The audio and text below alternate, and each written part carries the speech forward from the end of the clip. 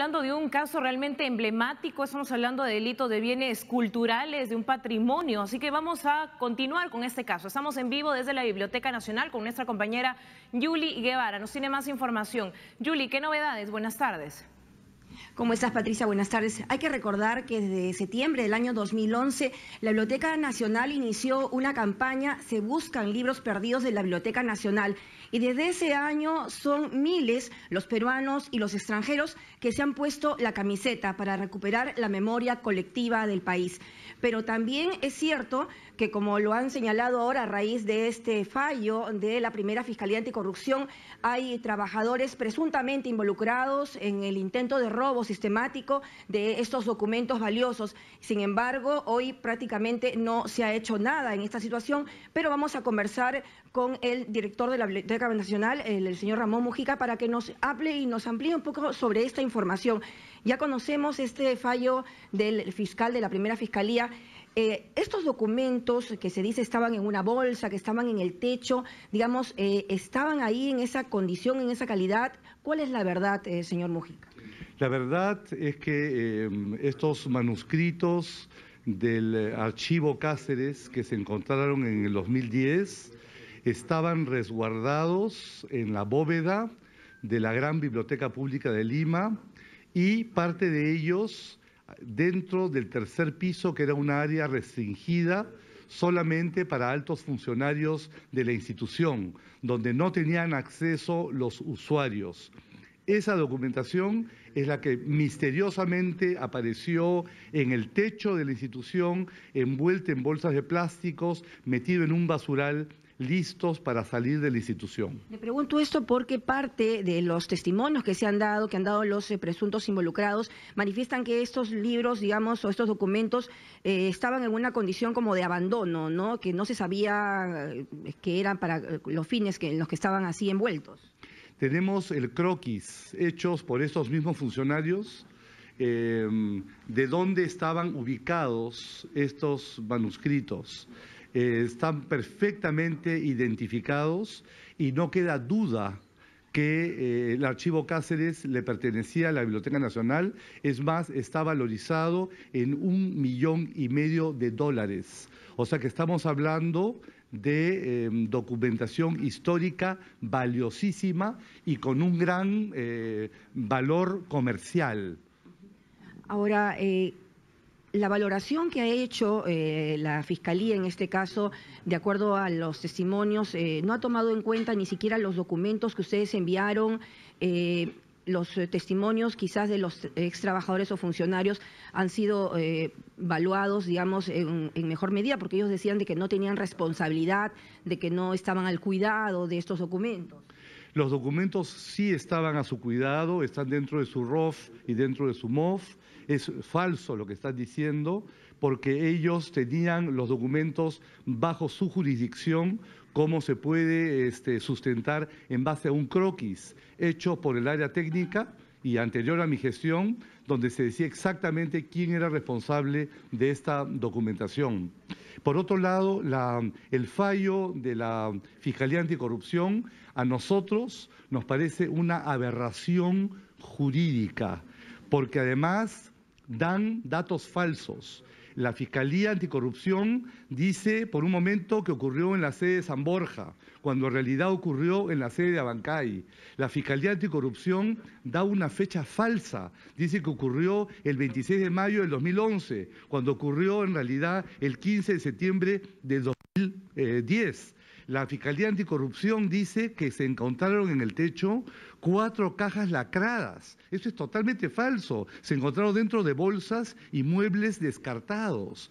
Entonces, en realidad, la gran pregunta es, la persona que ha firmado este documento no ha leído el expediente, y nos llama poderosamente la atención que la primera decisión sobre el caso Cáceres de la Fiscalía Anticorrupción sea su archivamiento y sin una investigación previa. Eso es inaceptable. Patricia, si tienes alguna consulta para el director de la biblioteca.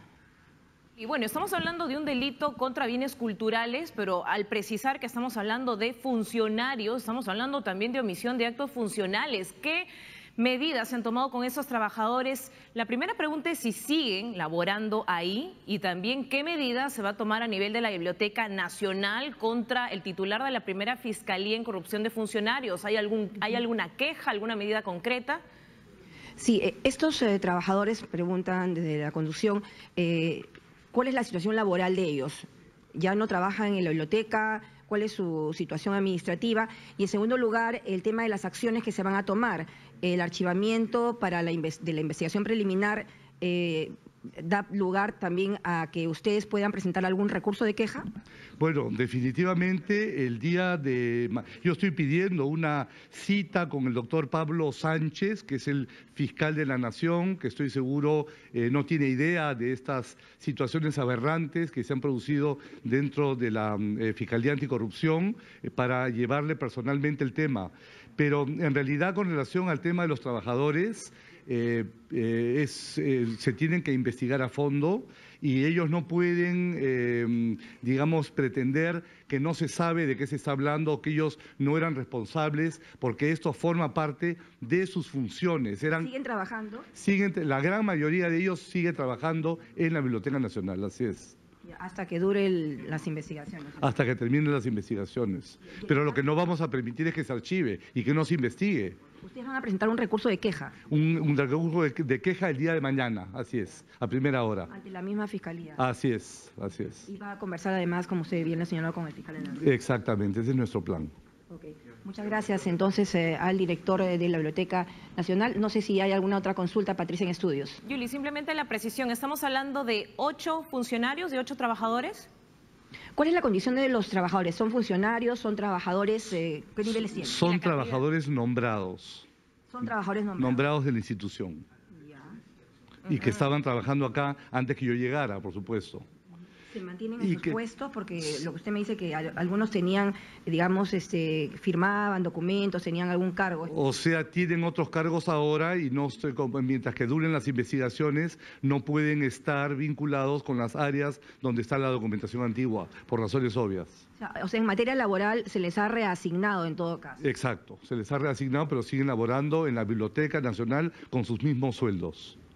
Muchas gracias. Entonces, al director ejecutivo, ya entonces Patricia, él los ha comunicado que los trabajadores siguen laborando, se les ha reasignado, son trabajadores permanentes, por lo tanto son sujetos a una investigación como la que se está desarrollando en estos momentos y bueno, las acciones que va a tomar pues el director ejecutivo es presentar un recurso de queja y conversar con el fiscal de la Nación para ver si esta situación, bueno, se revierte y se vuelve a abrir este proceso de investigación preliminar y con que obviamente todos quieren, como lo ha señalado el director, pues que se haga justicia en este caso, ¿no? Yuli, bueno, recordar también a la población que prácticamente fue una cuestión de suerte que no se perdieran estos manuscritos. Fue un carpintero quien, tratando de conseguir madera, logra hallar, digamos, estos documentos. Quizás simplemente para cerrar, ¿qué tan fácil es vulnerar estos sistemas de seguridad, poder pensar que va a pasar esto con otros documentos de gran valor cultural?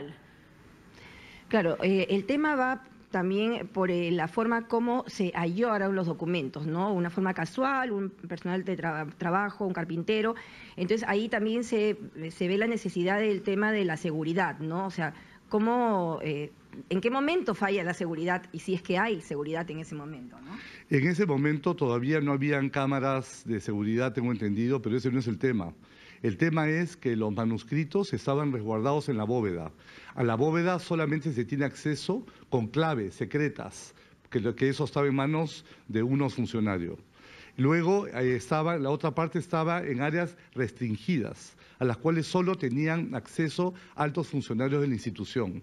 O sea que si había un problema de seguridad, no era por la ubicación de las piezas, sino en realidad porque alguien ha permitido que esto salga de la institución.